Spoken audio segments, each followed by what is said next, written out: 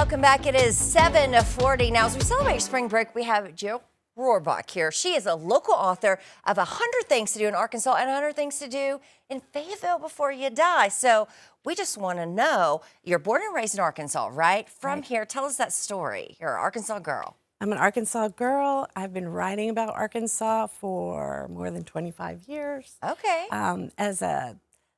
First in newspaper and then as a staff writer for the Arkansas Tourism Department. So you I have know. spent time traveling around and everything Arkansas has to offer. Okay, she's put the time in here. Yes, and so you know firsthand what makes Arkansas so special. So when it came to writing the book, how did you pick the places that you chose to put in there? I really thought it would be easier because I knew Arkansas so well. And it was so hard. It's like a jigsaw puzzle that has too many pieces, Okay. but they all fit.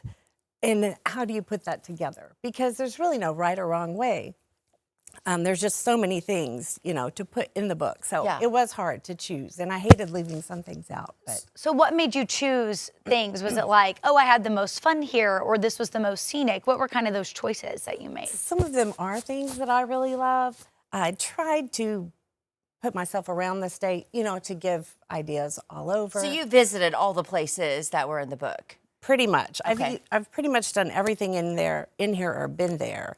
In some cases, I haven't done the thing, but maybe I've been to the town and I've talked with people and Right. friends in tourism that have these attractions. Or You did the research on what it's like, for Yes, sure. yes. Well, let's talk about some of maybe, because we're, focusing on spring break here. A lot of folks at home now. What are some budget-friendly things, maybe locally, that folks could do that you write about in the book?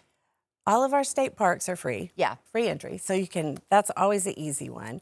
If you haven't hiked to the top of Mount Magazine, it's our state's highest point, 2,753 feet. Yeah, it's beautiful. That's a fun one. That doesn't cost a thing. So there are lots of fun experiences like that. You could go camping, or you could spend the money for a lodge room or a cabin up on top. Yeah.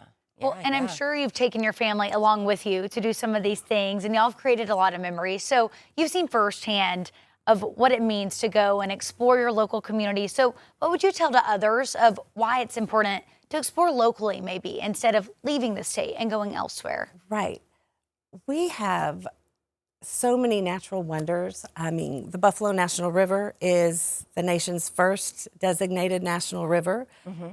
Hot Springs National Park, it was designated by Congress in 1832. That's 40 years before Yellowstone. Wow. That's even before the National Park Service was started. Okay. So it's really our oldest national park unit.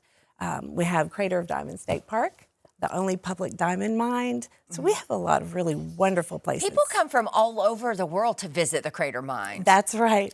They find a lot of diamonds out there. It's always fun to Found see. one? I have not. Okay, but you've tried.